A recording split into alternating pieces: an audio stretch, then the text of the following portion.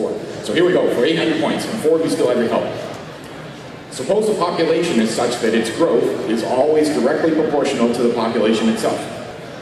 If the population grows from 2 billion individuals to 4 billion in 50 years, how long will it take to grow from 4 billion to 6 billion? About 10 years? About 20 years? About 40 years? Or exactly 50 years? So we'll see what the correct answer is. It was B, about 20 years, so congratulations to the audience. You can divide up 800 points among the 800 or so people that clapped for B, and then 3 of you got it right. Very good. So we'll see what that does to the score. Brian's still in first place with 2,800. Kelsey in second with 2,100. Abraham with 1900, very close. 1,900. Dave with 1,800. Sean with 1,700. And Megan with 1,300. Extremely close game. And so it's probably going to come down to this last question for 900 points. All set? Right, here we go. We're going to define a sequence in which the first term is x, and each subsequent term is obtained by taking the tangent of the previous term. So we have x, tangent of x, tangent of tangent of x, tangent of tangent of tangent of x. If you want to use your help, you can signal at any time. You don't have to wait for me to keep reading everything. And then we do that for those values in the domain of the tangent function, so that everything's defined.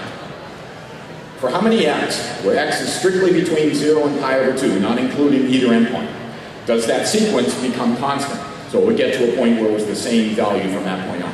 So how many values of x will that happen for in the interval, open interval from 0 to pi over 2? None, 1, a finite number more than 1, or an infinite number? Actually, there is no right answer for this one.